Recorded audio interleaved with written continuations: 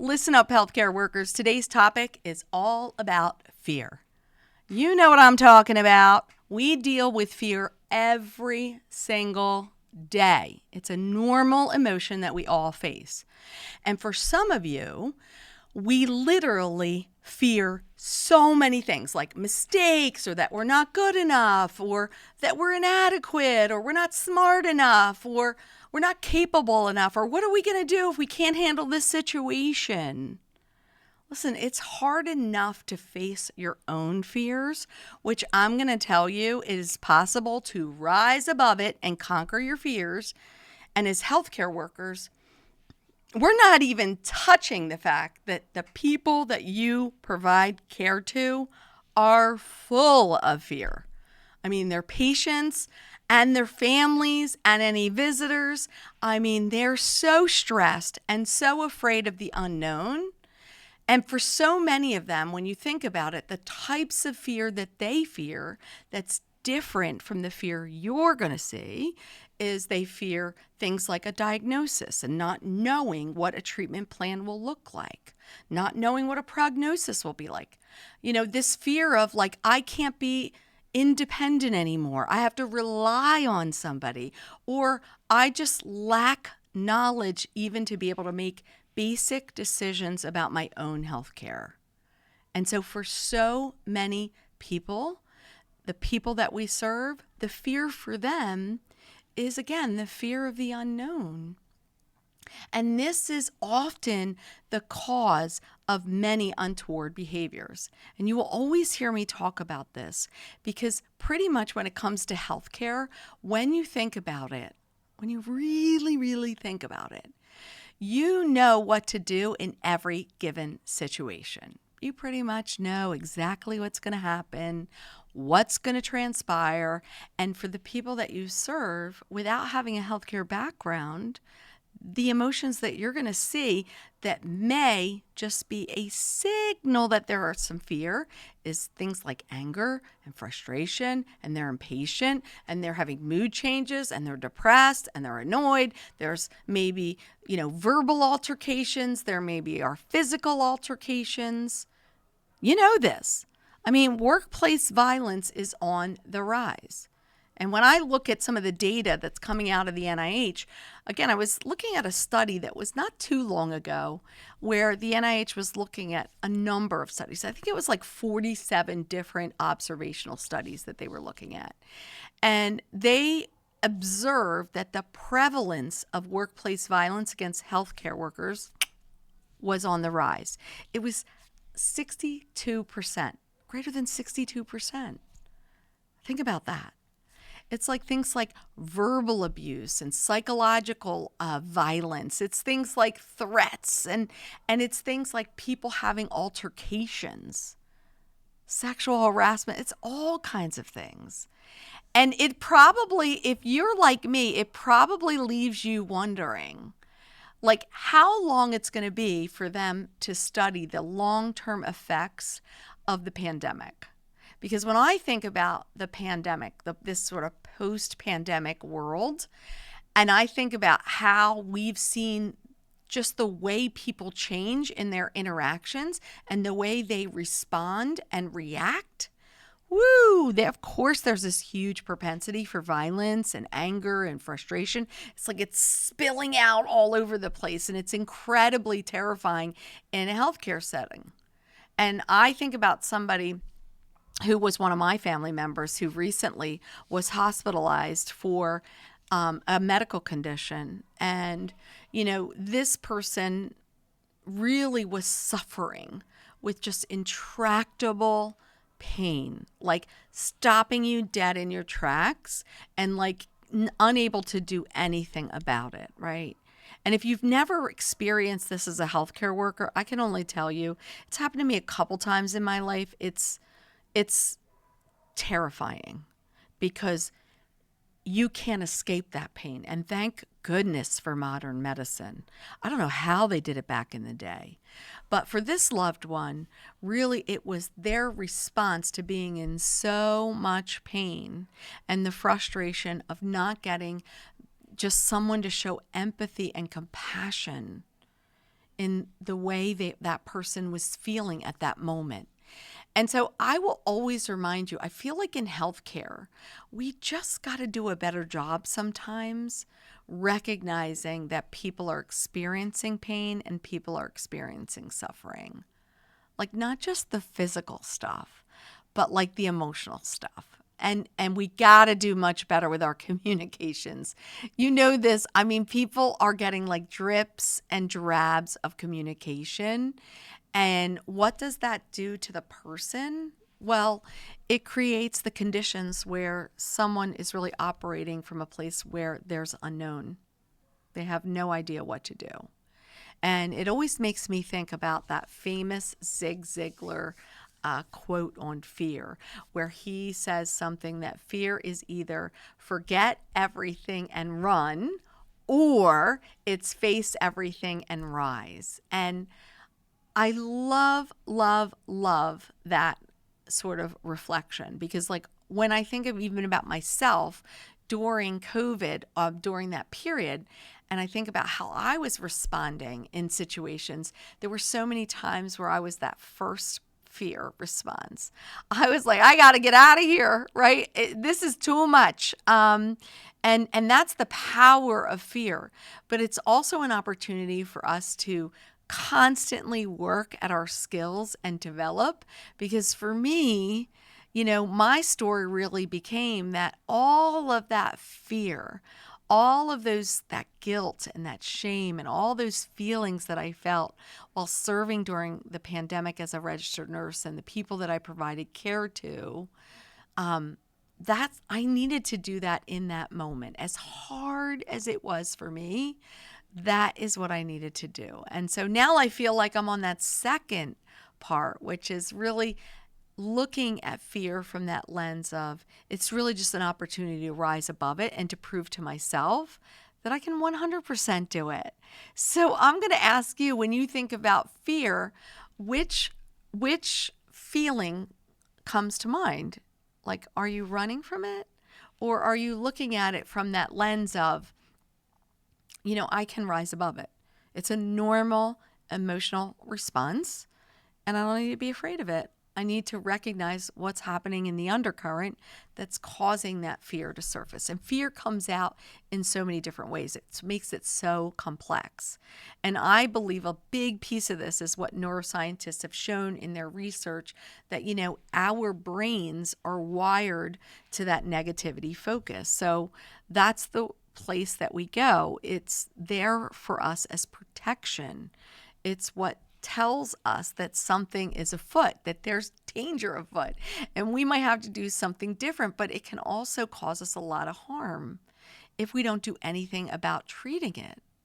It can affect our mind, it can affect our body, it can affect our emotional state, our sleep cycles. It pretty much affects everything. It can affect you at work and it can affect you at home. I mean, pretty much if you're not dealing with it, it can travel with you anywhere.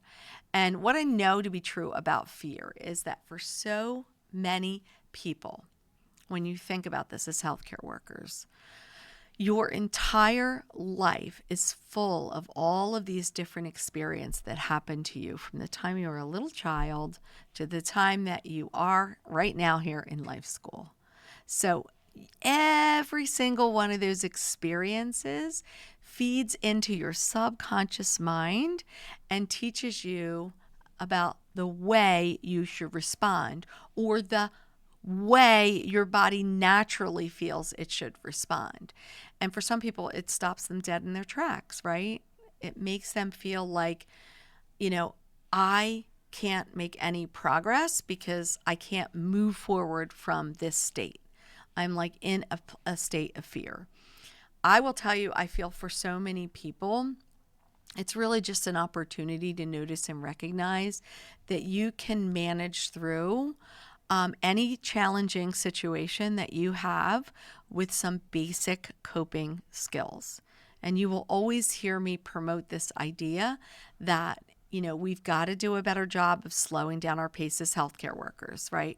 We've got to do a better job of noticing that, when we are having a stressful situation encounter us, what is happening inside of our bodies and how do we need to respond?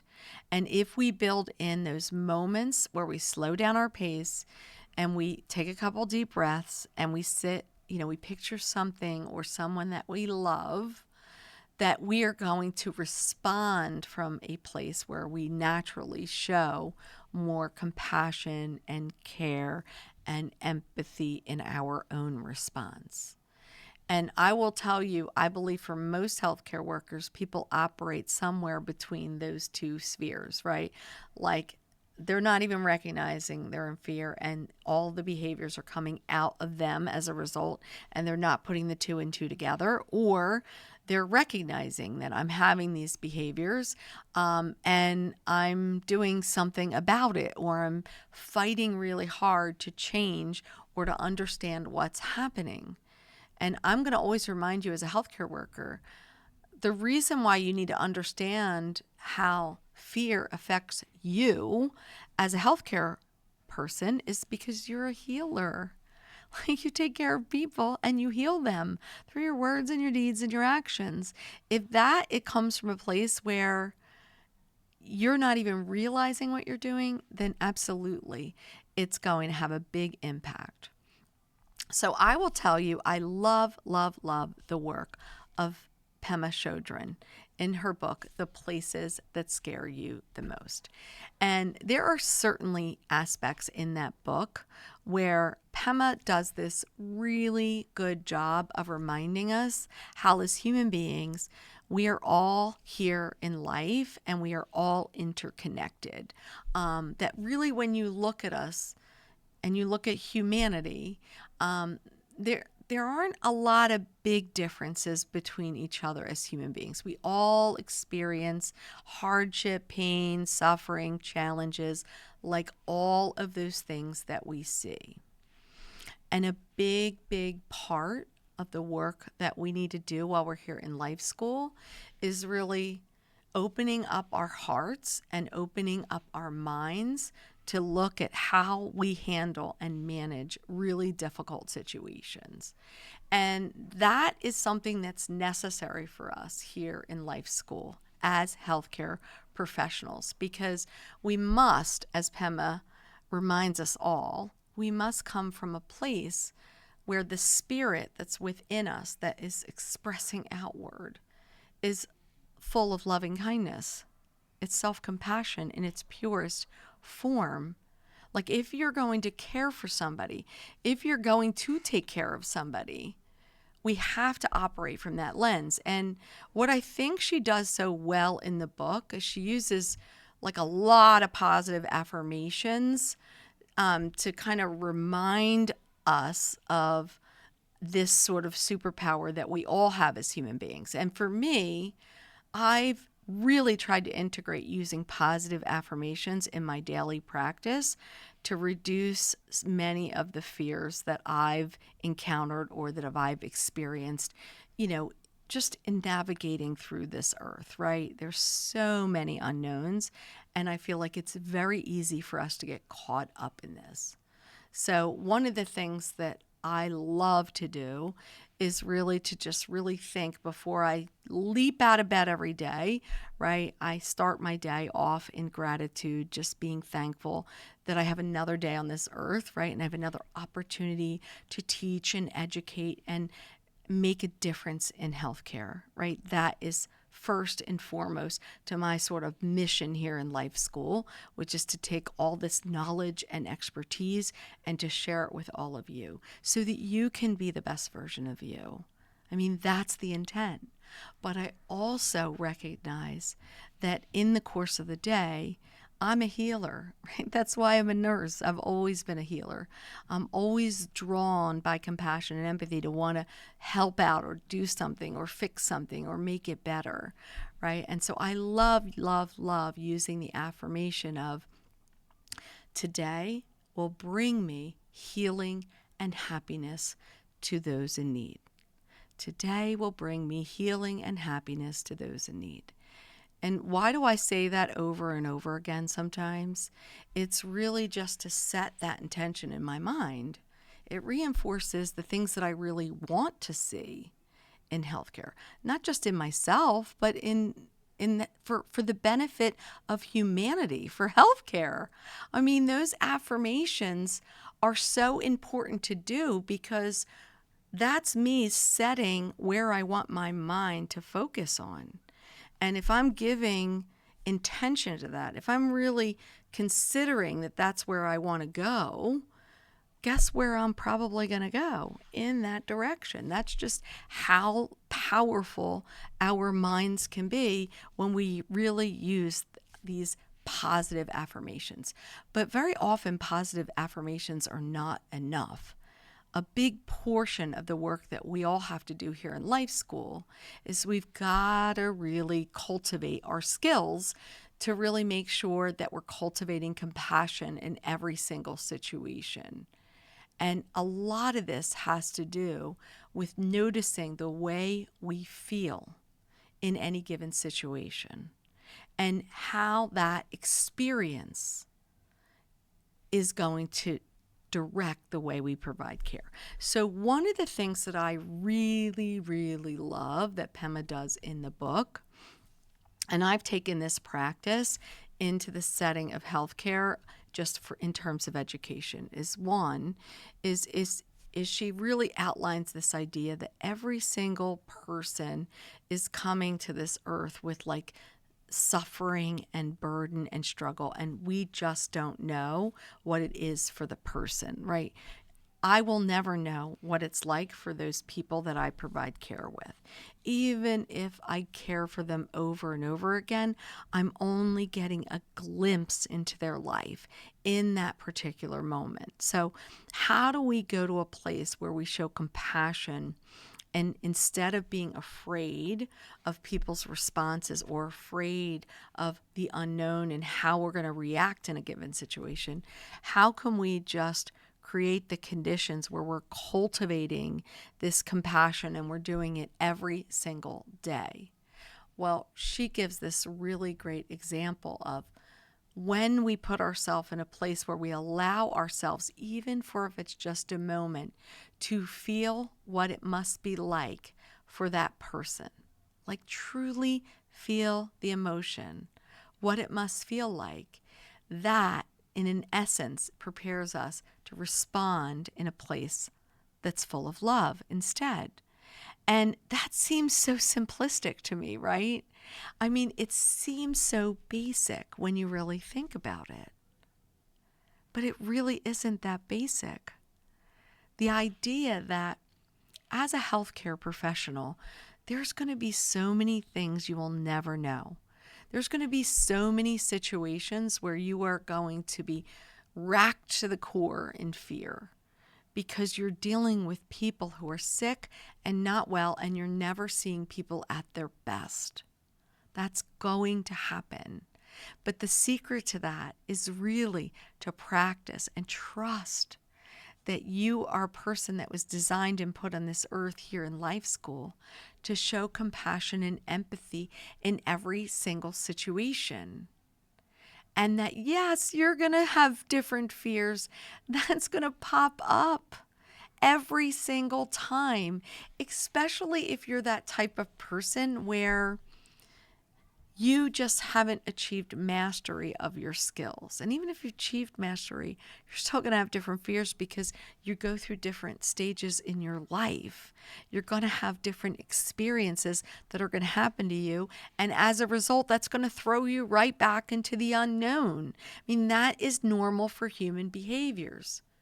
So what do you do in the event that you find yourself in that situation where you're at work and sort of this wave of fear just overcomes you, and it is just so powerful and so strong, and you're not sure what to do? It stops you dead in your tracks.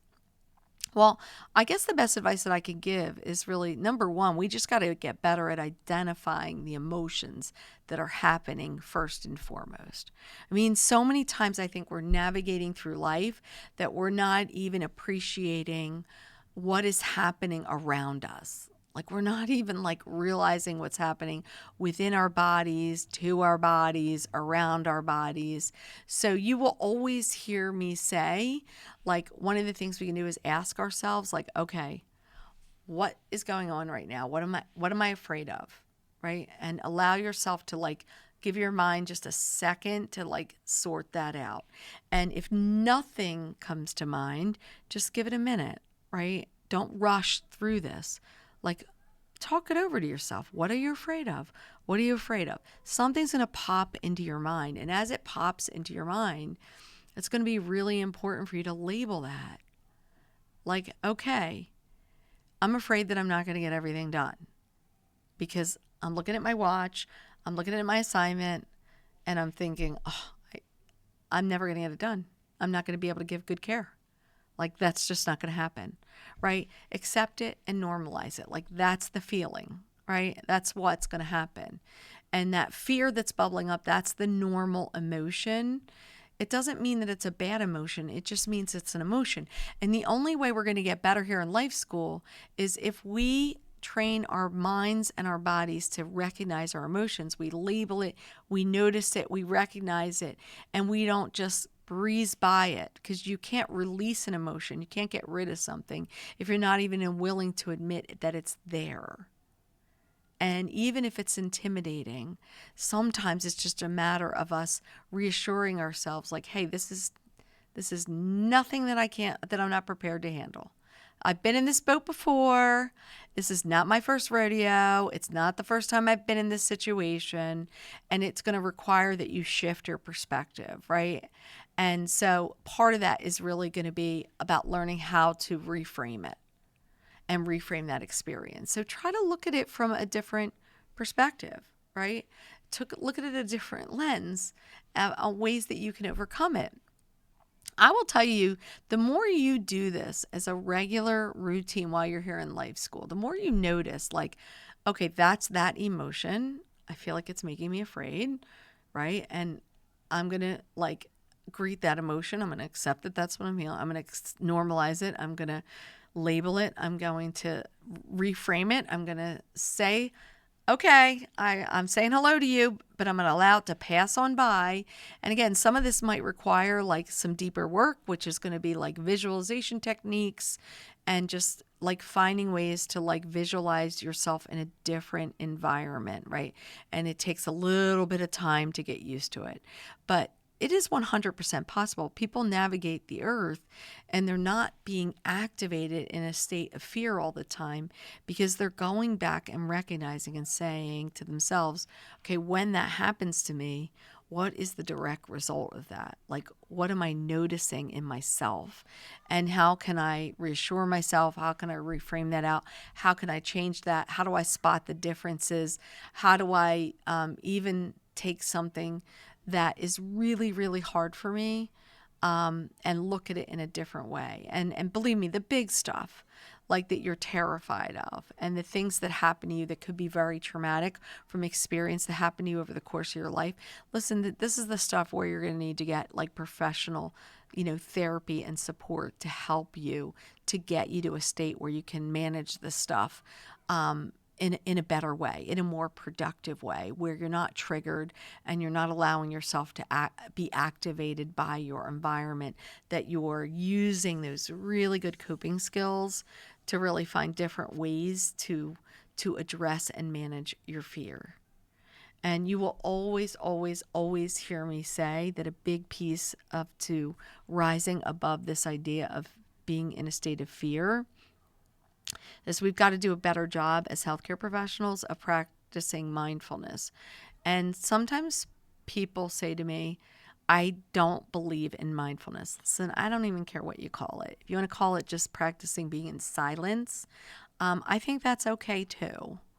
The whole purpose of being in silence and focusing on your breathing for like a short period of time is for you to, you know, tune out your mind a bit and disconnect it a bit from your emotional system and notice what's happening within your body.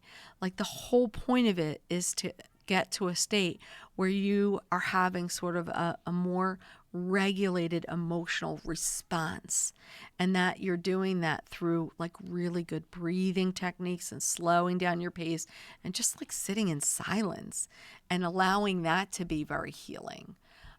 But another big piece to this, where I feel like this, we need to just keep reinforcing this for people, is that we've got to do better at promoting positive self talk in the words that we use, in the situations that we use to describe what's happening to us. I mean, I think sometimes we don't do a good job of this. We don't do a good job creating a soothing environment. We don't do a good job of using the right words, like I'm fully capable. I'm, confident that I can address this and handle this. Instead, we go to that negative self-talk, which those are limiting beliefs that are not 100% true. And a lot of this deep work that you're going to have to do is going to be challenging your internal belief system. It's going to be you looking inward, and it's going to mean you looking and saying, how are these beliefs rooted in my mind? How am I having an emotional response as a result? And I'm asking myself, instead of getting myself to a place where I allow that to happen without thinking about it or doing anything about it, instead, I'm stopping myself in my tracks, and I'm using a technique of validating myself by saying, what's the worst that could happen here? Like, really, what's the worst that could happen? With that fear of not getting my assignment. What's the worst that could happen, right? I have to stay later, right? Or I have to ask for help, right? If you're not asking for help, you need to be doing that. Listen, this as humans. I think one of the things that I recognize that we do, and some people here in life school, man, they have mastered this to an incredible state. Like, we can take ourselves to a place of catastrophe so quickly, where like that's really how we're thinking. We're thinking sometimes, and like we're going to like the worst possible scenario that could possibly happen. And sometimes I'm going to challenge you. The better strategy is that we've got to get ourselves to a place where instead we are working backwards. Like, we are seeing what direction we're trying to take ourselves to. And then we're slowly working ourselves backward and recognizing, what role fear plays in all of this, in the way we're looking at the situation. Are we really looking at this from the right frame of reference? And, I'm going to remind you, as a healthcare professional, you're never going to get away from fear. Like, even when you're at mastery, you're still going to have like fear, because that's how our brains are wired, towards that negativity bias as a protection. Like, and the better you are attuned to like your emotional system and your makeup, you're going to be better attuned to what's happening inside your body as an emotion, and subsequently outside. So the only advice that I can give you is, sometimes it's just as simple as, you have to trust sometimes that taking any action is better than taking no action, right? I mean, how paralyzing fear can be, especially when we allow that negative self-talk to happen. We can just be going over and over again, and very quickly we've wasted an enormous amount of time, like just overthinking this. And I'm going to remind you, sometimes it's as simple as just celebrating that there are going to be moments where you, as a healthcare professional, are going to have to face your fears, and you're going to look at it and try to manage it in a way. And sometimes you're going to do it well, and you're going to say, I need to celebrate that, and I need to be like, I killed that. Yeah, that was a fear of mine, right? It's okay. It was a feeling. It's a natural emotion, but I pushed through. I did it. Yay for me. Celebrate that. Woohoo, right? And then there are going to be times where you're not going to be so perfect. And that's okay too. Listen, a big part of this in life school is really just learning that fear is normal. And if you're doing it as a trained healthcare professional, right, then think about that way you can use that and integrate that into your teaching and your communication with the people that you serve. I mean, really think about that. How you can take their fears that they might face, and instead of you just ignoring that fear or not even noticing that that person is experiencing fear, you instead are providing a supportive environment where you're slowing your pace down, you're engaging in like an empathic conversation where you're showing empathy in that moment, right? And you're reassuring somebody and you're making them understand like what you're feeling is normal. Like many people before you have had those same feelings. And I know it's terrifying, but let me help you by explaining to you what it's going to look like, right? And before you start saying to me, are you kidding me? Do you think I have time to do this? Yeah, you do have time. Your superpower in this universe is you're a healer. That means you're trying to be the best version of you. And of course, you have time to hone in on your skills, to notice fear in the people that you serve, to provide compassion and show empathy and sit with them with your presence and use good, effective communication to really create and dispel that fear. That's 100% in your power. And yes, is it going to take work? Of course it does. But is it possible? 100% of the time. And trust me when I say there are going to be times at work where you are going to miss those opportunities and you're going to regret those moments. That's the stuff you hold on to in the really difficult times. Like you can't get away from every challenge in healthcare, but you're a healer. This is what you were put on this earth to do. This is what you were designed to do. And in that moment, that is what your superpower is there to do. It's to create the conditions for healing to occur for that person, for just in that moment. You have taken away that fear for them. That came from you. And in your toughest days, when you're struggling and you're saying to yourself, do I have what it takes to continue forward? Your answer can be, yes, I do. Yes, I do. Because I made a difference, even if it was just for that one person and that one family. Of course you made a difference. And for that, you should be incredibly proud of. And shouldn't we all strive to do that? I mean, isn't that something that we all want to do? Think about it. How could healthcare change and evolve if every single person, every single day, sought out that opportunity where they not only recognized the fear that was happening inside of them and responding, but they also recognized it for the patients they served. And they rose above that fear, and they created the conditions for true healing to occur. And that is 100% possible. Listen, I hope you took something from this podcast, but more importantly, I hope you listen in on a future podcast. And if you don't hear it enough, thank you for everything you do every single day in the care of the people you serve. Goodbye, everyone.